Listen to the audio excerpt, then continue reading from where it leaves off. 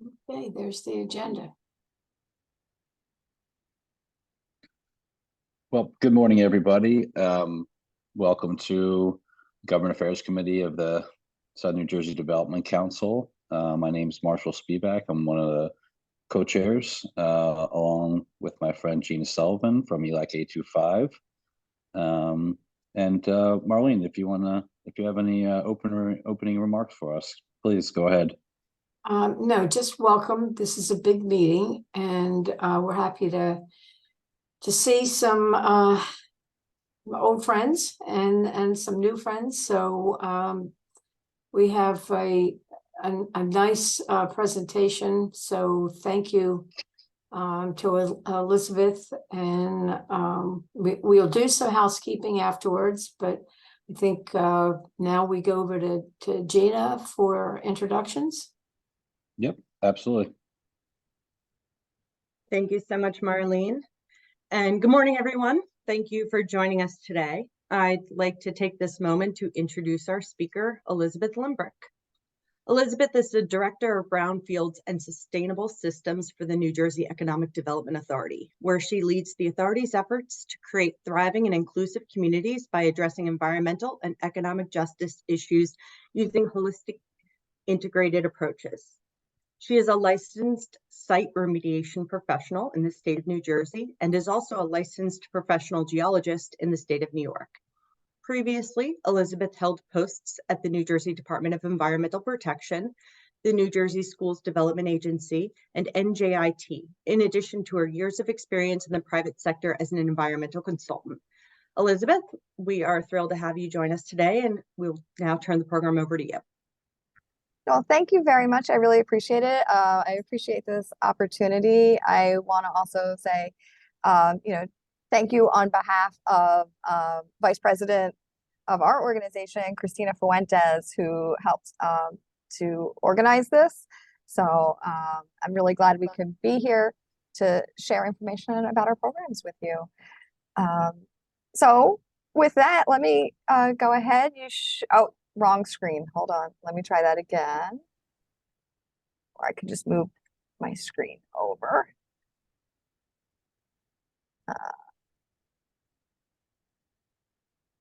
This one more time. Screen. Good.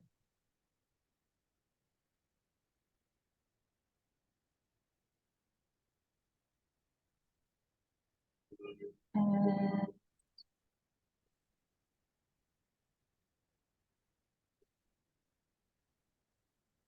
apologize for the technical difficulties. You should be, are you seeing the slideshow now? Yep. Okay, excellent.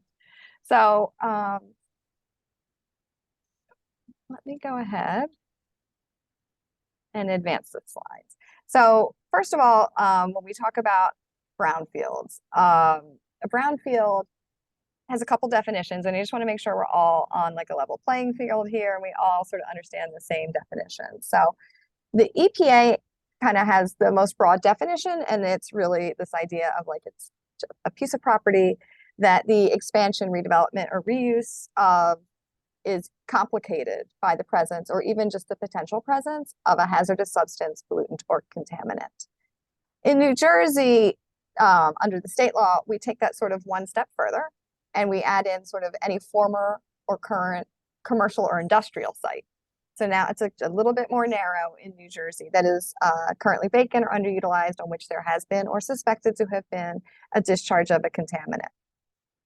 Then at EDA, we have a brand new program. It's our Brownfield Redevelopment Incentive.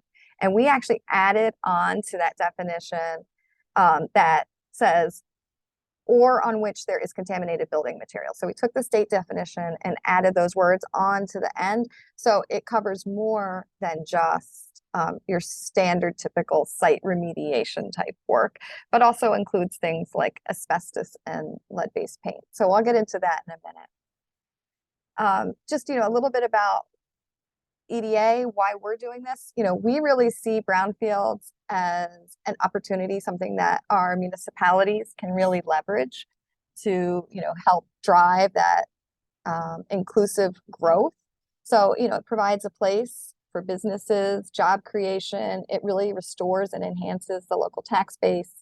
And then we also see it as a way to help protect the state's environment, because instead of developing, some site that's like a farm, we can take a site that's already been used and reuse it again. So it really helps in so many different ways to encourage that growth, particularly in the more urban communities, but brownfields, of course, can be found throughout the state. And that can include things like, gas stations in your town, old dry cleaners, things like that. So, they're everywhere. So with that, we have really created an entire suite of programs here at EDA. Sometimes you'll hear me use the term product. That's something we use internally, but I try to say program when I'm talking with folks like yourself. So first of all, I'm going to take you through our Brownfield Redevelopment Incentive. That is our tax credit program. That is by far our largest program. We also have received a couple of grants from the federal government. So we're very grateful to the US EPA for providing us with those funds so that we could create these other programs. One of them is what we call our Brownfield Planning and Assessment Services, and I'll tell you a little more about that as we go through. We also created our Brownfield Impact Fund using federal dollars. And then we have another program that's been around for probably about 30 years now, which is our Hazardous Discharge Site Remediation Fund, or HDSRF. You'll hear folks refer to it that way. So first off, I did want to start with our Brownfield Redevelopment Incentive Program. As I mentioned, this is really our biggest program. It provides up to $8 million for remediation, depending on your site location, and I'll tell you a little more about that. It does include demolition, which is a really big deal. Most other programs do not include that as an eligible cost, so we're really happy to be able to include that. It is a tax credit program, but the way this works, you don't have to have that specific tax liability. You can sell the tax credit to someone else who does. So there's a way to really monetize this and make this work, even if, say, you're a nonprofit or other entities. So we really, as we designed this program, we designed it with, a private developer, for-profit developer in mind. However, it's not limited to for-profit developers. Nonprofits and even government entities can be eligible for this program. So again, this provides tax credits throughout our entire state of New Jersey. So we're really happy to be able to provide it, for all of our communities. It's very well funded. We have $300 million over the course of the program. We're just kicking off with round 1 of applications right now, and they are being accepted through September 21st. So, get your stuff together, get it in. We'd love to see applications come in for round 1. If you don't make round 1, there will be future rounds as well. We just haven't determined what those dates will be yet. We do provide the incentive on all phases of the brownfield redevelopment, from assessment through investigation, all the way through the remedial stage.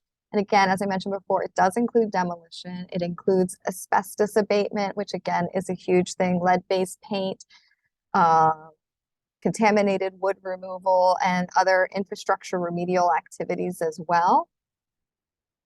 We do allow for this program, even though it's called the Brownfield Redevelopment Incentive, the way we've gone about defining what a redevelopment project is, we have allowed that if your project is just a remediation only project, it's very early stage maybe, you're not totally sure what's going to happen to the property in the future, but you want to get it prepped and ready, we are allowing for a remediation only project to be defined as a redevelopment project. And I think that's a very important point, because that's probably the simplest, cleanest way to come into this program. However, if you do have a full redevelopment project that includes vertical construction and whatnot, those projects are welcome as well. However you come in and define your project and show us your finances that support the project is how, that will be interpreted. So if your finances are showing that there's this vertical construction piece, then that's what it would be. If your finances are showing that it really right now is just this remediation, then that could work as well. We do have the potential to stack this, and we think that's really important too. So I think in particular, I've highlighted two programs here. One is our historic preservation program, which is in many ways very similar to this program. And we have our Aspire tax credit program, which is really like what I would call our real estate development program. And that's really the one that is meant for sort of these larger redevelopment projects. But you can also fund your brownfield piece with this. And so I can talk a little bit more about how we can think about stacking the programs later, but just know that this is definitely an option for folks. Now, Aspire is not available throughout the state. It is in certain locations, geographic locations, things like that. So, you know, depending on whether you're eligible for both or not, we can talk to you. Again, I mentioned already the tax credits are transferable, and as you will see as we go through these slides, there's certain areas that are eligible for higher amounts. So if you're interested, we have created an eligibility tool. So you can go on our website. It only takes about like 2 minutes to fill out, and it just gives you sort of a quick and dirty, like, you know, am I eligible for this program? It doesn't go through everything, but it goes through sort of like some of the more major items. As far as who's eligible, I already mentioned this. It includes for-profit, nonprofit developers, municipalities, redevelopment entities, really, you know, anyone who is really looking to remediate a brownfield site. There are some eligibility requirements, and one of them is that the site has to be a brownfield site. And I already gave you that definition before, so it's pretty broad, but it's, you know, former, current, or industrial property that is either vacant or underutilized and has contamination at the site. So it's pretty broad definition. The next piece is really the big piece in here, which is that the applicant cannot be in any way liable or responsible for the contamination at the site. And that is actually a determination that DEP makes. So what I encourage you to do is to reach out to DEP, and I have included an email address that they have set up, they've dedicated just for this program, to help with those kinds of questions, and it's edataxinc@dep.nj.gov. So you can discuss that with them. One thing that's really important to know for this program is you do not need to own the site to be eligible for this program. And in fact, we think in most cases that is how it's going to happen, is that folks won't own the site because of how New Jersey environmental laws, the Spill Act, sort of interpret who's a responsible party. It's probably going to be sort of the simplest and cleanest way is when somebody is actually not yet an owner of the site. The next thing is eligible activities. So again, we talked about remediation activities are eligible, including that demolition, asbestos abatement, things of that nature. But the costs have to be reasonable. And again, that is something that DEP is going to be looking at, and you can email them at that same address that I just gave you to talk to them about whether or not your particular project costs would be considered reasonable. An interesting thing about this particular program, and like I said, it's very similar to our historic preservation tax credit program, is that the awards are competitive. Now, I mentioned Aspire before being the bigger real estate development program. Aspire is not competitive. That's a rolling application. So I just want to make sure that you're clear on that distinction. So again, we have these rounds. We're in the middle of round 1 right now. There will be subsequent rounds as well. But that, when I say competitive, don't get too concerned about the competitive nature of it. We do think that we're very well funded, and so that most folks that are eligible should be able to access the funding for the program. But we will be, scoring them. If we end up being oversubscribed, then the scoring would, come into play. But it's not something I'm currently anticipating right now because we're so well funded. Prevailing wage, that's an important one. This is something that's really important to EDA, to this administration. So prevailing wage does attach to the entire site. For construction prevailing wages, is what typically what you think of when we talk about prevailing wage. That is included for 2 years after issuance of the tax credit. In addition, and this one's a little bit more unusual, not something you typically see at EDA, but is specific to this program, is we also have building services prevailing wage that follows for 10 years of project completion. And just, so people know, building services prevailing wage is, it's things like general building maintenance. So things like your cleaning crew, janitorial services, window cleaners, building site security. It's actually not a very large list of titles, and Department of Labor is the one who keeps that list of titles. But just, for awareness, I want people to know that that's in there. I don't think it actually is going to have a huge impact on the bottom line because, again, it's pretty limited in scope of what falls within building services. But, this is important as well, that people do get paid, a living wage. And so, this is an important priority that's incorporated into this program. As far as the award sizes, so there's sort of kind of 2 buckets, I would say. There's the one bucket, which is throughout the entire state, which is what you see sort of in the middle column on here. And then on the right-hand column is the areas that are in these special areas that are you can find using our mapping tool. So everybody is eligible for 50% up to $4 million. But if you're in one of these special geographic areas, it actually is boosted up to 60% of your remediation costs, up to $8 million. So remember, this is all about remediation costs for the Brownfield program. Everything is about your remediation costs. Also, just for your awareness, we do require an equity contribution. And so again, in most areas throughout the state, it's 20%. But if you're in one of these special areas, we actually only require a 10% equity contribution. And again, our mapping tool is available on our website, so you can see more about that. When you think about what is the ideal project for this program, I really, have tried to sort of rack my brain and come up like what would really be the best fit, just sort of so folks can have an idea of like what, is their project really a good fit here? So there are certain fees, there's compliance associated to this. We think that it's probably going to be your larger scale remediations and or demolitions that are going to be, most likely to come in for this program. I think, as I kind of started to allude to before, not being the owner of the site is probably more likely, unless you're a public entity. And that, again, is because I mentioned before, there's certain ownership liabilities under the Spill Act. And this program does require that you not be in any way liable or responsible for the contamination. So again, there's some exemptions that apply. So you'll want to talk to your environmental attorney. You'll want to talk to DEP again, because DEP is the one who will be making that determination.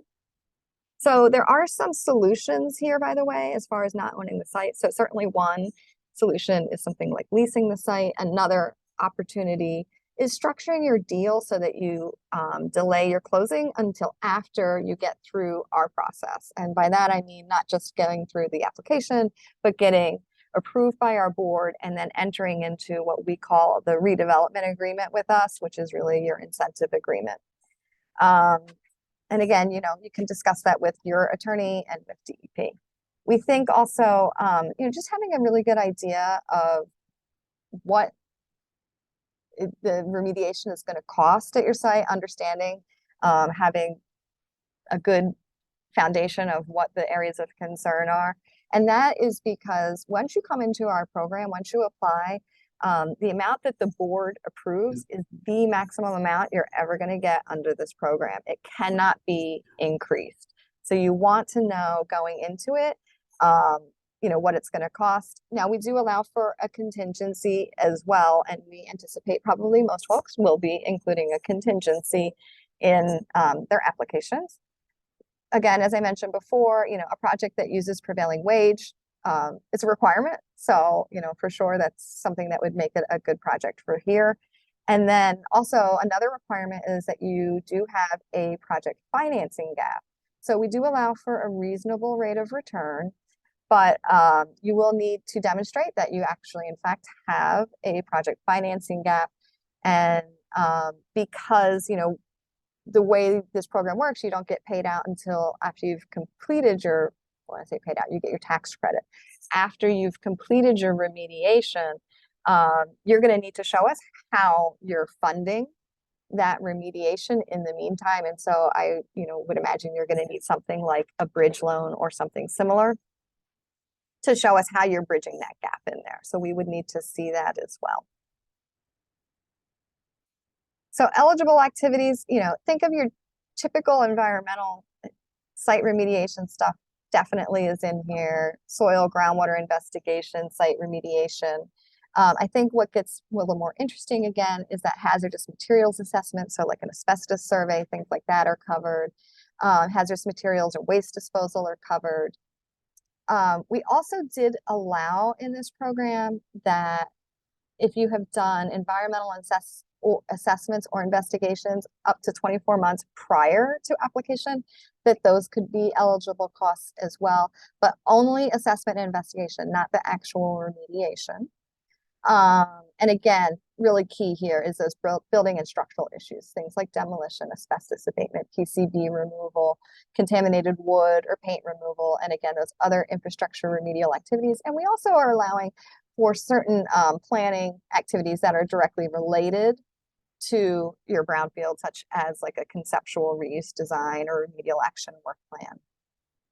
As far as ineligible activities, and this is really key, I want you guys to understand this. This program is only for your remediation activities. So this does not cover your vertical construction costs unless you could somehow prove that they are integral to your remediation, which I don't think you're going to be able to. So just keep that in mind. Vertical construction costs, you want to go to certain other programs, maybe Aspire, maybe other programs to cover that. This is just for remediation. This does not cover property acquisition, financing fees, legal fees, incentive consultant fees. And I do want to be clear when I say that we do pay for your environmental consultant. What we're not paying for is someone to help you fill out your application for this program. So that's the distinction there. You're not getting, our fees are not covered by this program.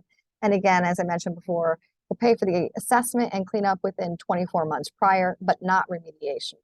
No prior remediation is covered under this. And then anything done more than 24 months in advance would not be covered. I mentioned before about the project financing and a financing gap. So you do have to show us that the project would not be economically feasible without the tax credit. Again, that a project financing gap exists and that you do have your equity contribution. And depending again on where you are in the state, that's either going to be 10% or 20%. With the application, and you can go on our website and we have a whole checklist of things that you can take a look at, but we will need to have a project cost estimate, an appraisal. You'll have to fill out a pro forma, show us your sources and uses and all your development subsidies. And we need documentation of all of your sources. We need, those letters of commitment, term sheets, things like that. If you are selling the tax credit, which again, we anticipate everybody is going to be doing that, we need to see, that you are working with a broker or a syndicator and how much you're expecting to get for the tax credit. As you see at the very bottom, there is a floor here of 75 or 85 cents on the dollar, depending on whether you have low income housing tax credit stuff as well. So assume 85 cents unless you have a low income. You have to show us that you're getting at least that if you're transferring the tax credit.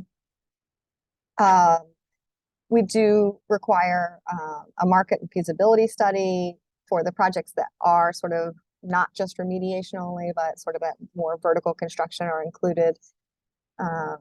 We do, again, allow for that reasonable rate of return on your investment. As I mentioned, we want to see how you're bridging the gap between the time that you're doing the work and the time that you are issued the tax credit. So you're going to have to show us documentation of all of that as well. So I did mention before, I promised I would talk about this, stacking with our Aspire program. So again, Aspire is a tax credit that provides funding for commercial, mixed use, and residential real estate projects. And it was just updated in the law, and I believe we're just now updating our rules as well to match the new updates.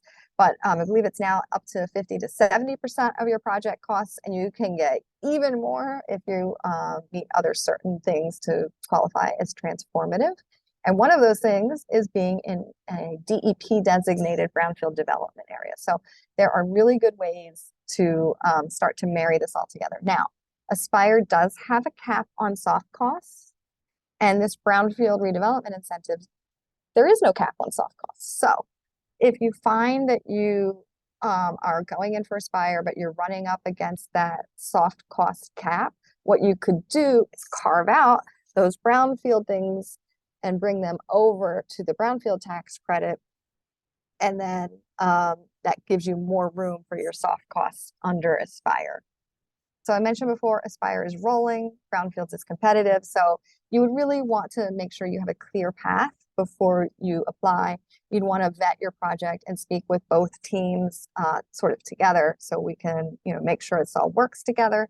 And certainly your application should not have any kind of conflicting information in them. So just a little more about our program. You can go on our website. This is a screenshot from our website, and you can find all kinds of application materials available, including an application checklist, which I highly recommend folks take a look at and start working through that.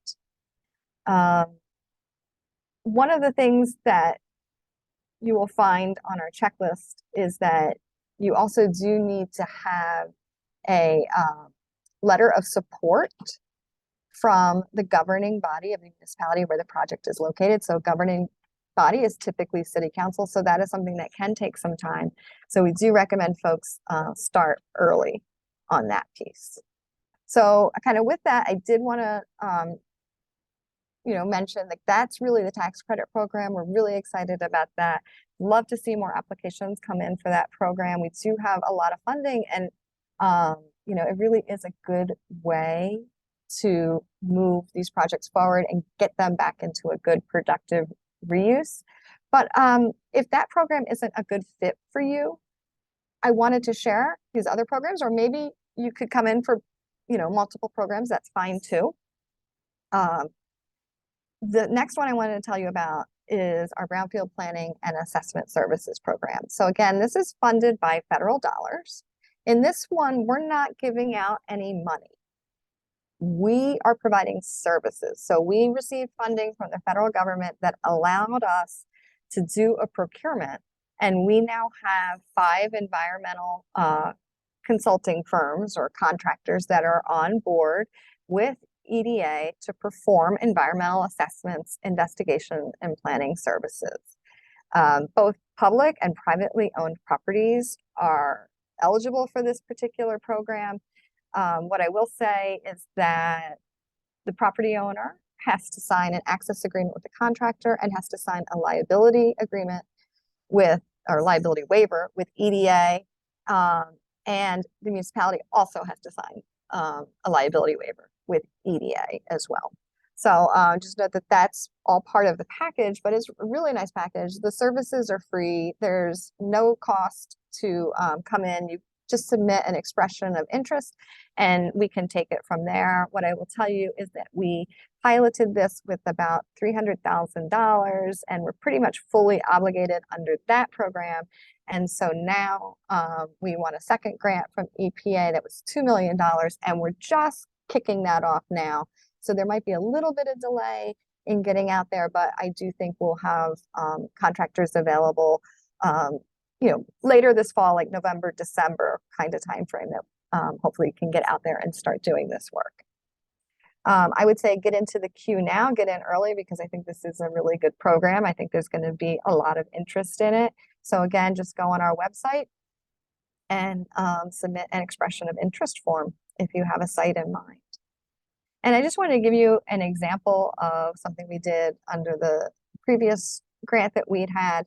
So the city of Bridgeton had talked to us.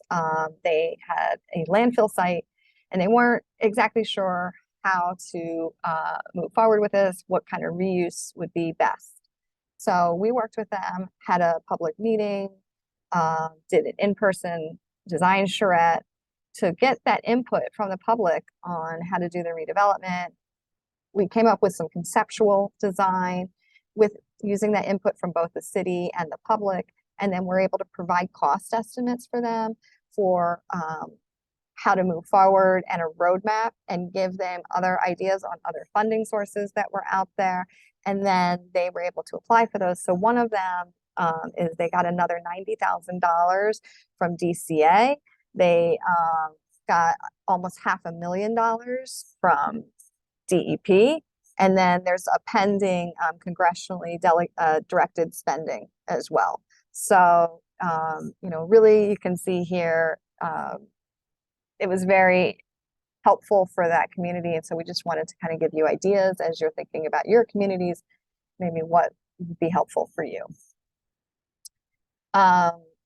And in that case, again, the person who is coming in does not need to own the site, but again, we do need access and a liability waiver from the property owner. For Brownfield Impact Fund, we have some loans available under this program. It's really favorable terms. Again, you do not need to own the property for this site, for this program. However, if you do own the property, there's certain liability stuff we have to look at the federal level. It's different than the state threshold. It's actually a little less strict at the federal as far as what qualifies under this program. So keep that in mind as well. But it really is favorable terms. It is up to 20 years, no interest for the first 4 years, or no payments. I'm sorry, not no interest. You do have interest. No payments for the first 4 years. And the interest rates, depending on where you're located in the state, are either 1% or up to 2% is the highest interest rate that we charge under this program. So again, really favorable. This is really meant for the cleanup aspect. It's smaller loans, so I'm thinking sort of smaller projects, but up to $350,000 is the maximum loan amount under this program. Finally, we also have the Hazardous Discharge Site Remediation Fund. Now, this program is not administered through my department.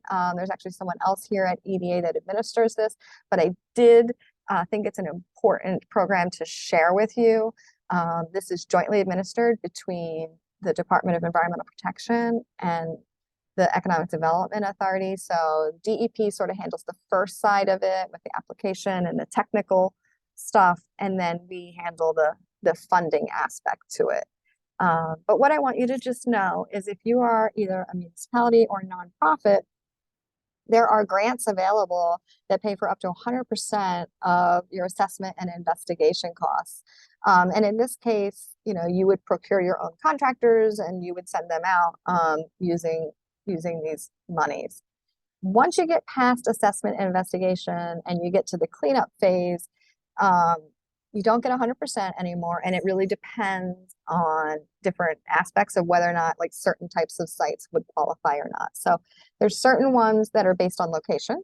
So if you're in a DEP designated brownfield development area, you can get up to a 75% cleanup grant. Or if you're not in one of those, it can be based on your reuse.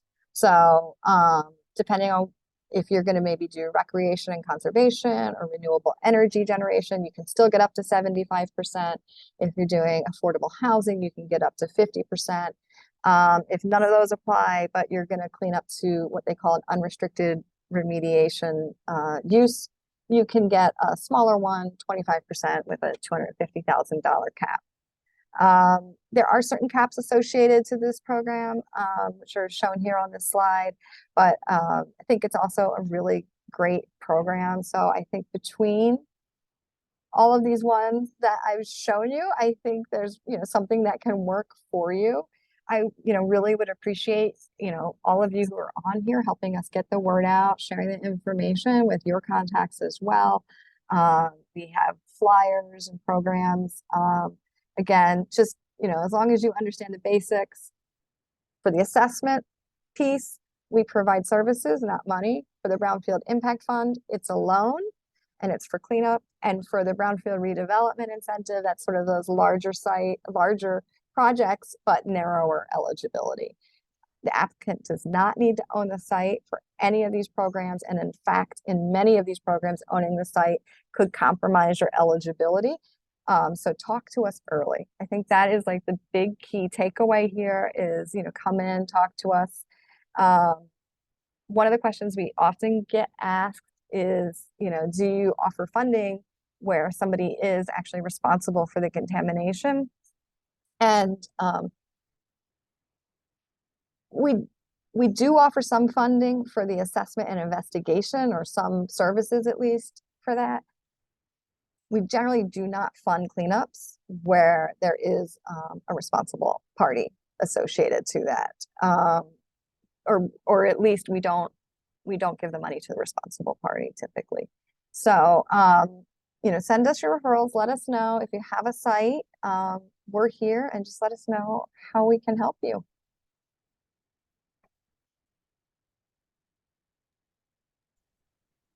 Awesome. Thank you so much, Elizabeth. I think we've got some time for a little bit of Q&A if anyone has any questions about what was said. If so, just ask that you, since we've got a lot of people on here, that you use the raise hand feature, and I'm looking at it right now, and we'll call on you when I see it. So if anyone has any questions, I guess I'll just kick it off with one question.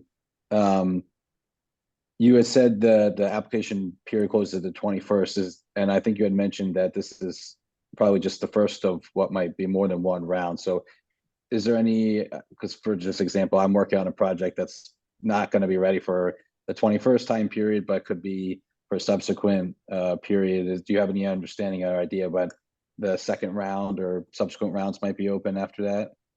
I don't have a specific time frame. At least once a year. I actually think it'll be more than once a year is what I will say, but we haven't made any commitments to that yet. Got it. Okay. Yes. I see, Ian, you've got your hand raised as well. Go ahead. Hi. Thank you very much for the information. In the one example you talked about, the Bridgeton landfill, what makes a landfill, or what do you need to show to make a landfill a brownfield, or again, what's the differentiation between the two? So it definitely depends on whether we're working under a federal program or a state program. In the federal one, unless you're a Superfund site, in most cases you're going to qualify as a brownfield site. And so we were using federal money, so it was pretty easy to make that determination. For the state of New Jersey, again, DEP is going to be making that determination, but I think they're going to allow former landfills to come in under this program as well, under the redevelopment incentive program. Thank you. You're welcome. Nancy, go ahead. I see you have your hand raised. Yes. So I think I heard you say something about a 24-month in advance situation. I work for the municipality. We had what was a turkey processing plant on a parcel of land. The building was deemed unsafe by local officials. The building was demolished. We have no specific information about contaminants on the ground, but we believe that it probably is contaminated. I guess my question first is, do we have the ability to go back if we have all the information with respect to that building, and if contaminants were present, do we have the ability to go back and recoup those costs? And then also too, I think you mentioned that in most cases, the landowner or the property owner is not the applicant. We have a significant tax situation with the owner of the property we really can't locate. So should we just go ahead and make application to do the assessment to determine if there are contaminants on the land, and then if there are, then proceed forward to see if we could get funding for cleanup?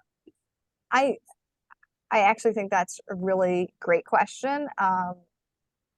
I think that's a really good path. What you have just suggested is to come in, get a little more information on the assessment piece.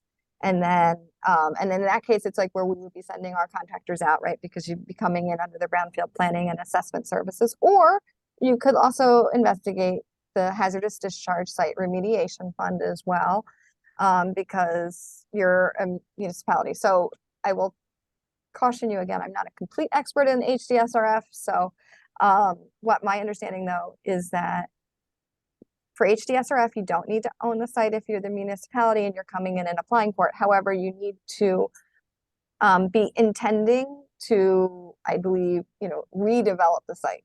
So there has to be some kind of like something where you would be, saying that, yes, we intend to actually either take ownership of the site and then, transfer it to a redeveloper or something along those lines. But you can reach out to the folks who run that program who can give you more direction on HDSRF. As far as getting paid back for the stuff you've already done, the Brownfield Planning and Assessment Services won't do that. The Brownfield Redevelopment Incentive Tax Credit Program could, but if you don't really know yet what you have out there, it might not be a good time to come in. You might want to wait for the future round for that. And then with HDSRF, I really don't know for sure if they do any kind of look back or not. So I would say, to reach out to those folks for that question. Thank you. I appreciate You're that. welcome. We've got time, I think, for 2 more questions, and I'll go first to Tim Mangold and then to Stu Weiser. Okay, thanks. Good morning. And my question is about taking an older BDA, which had been in the program and had been getting funding, but I'll say maybe paused, stalled, and then collapsed into some lawsuits as a random example. But now is trying to be restarted and re-energized by the municipality, but also with a development entity. Do you think that it should be something where they look at new applications into the programs, or just sort of dusting off the old, I'll say, associations that used to be in there to try to see what's still alive from the prior? Or is this things changed so much in the last, say, 10 years that you just start fresh? So you're asking about BDA designations, it sounds like Brownfield Development Area designation. Yeah, it was a BDA. It no longer has what's it, the steering committee been dissolved.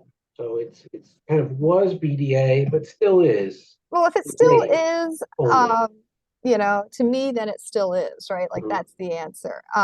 If you want to get it re-energized, which I think is a very laudable goal, and it makes sense to me to continue to do that, I would reach out to DEP and talk to them about getting that re-energized. And then just so you know, DEP has said publicly that they are intending to reopen the BDA program, which, I mean, it's been a long time. So this is really, I think, fabulous news that they are looking to, continue to expand the number of places that can get that BDA designation. So, I think it's Frank McLaughlin over at DEP who is administering that program. And,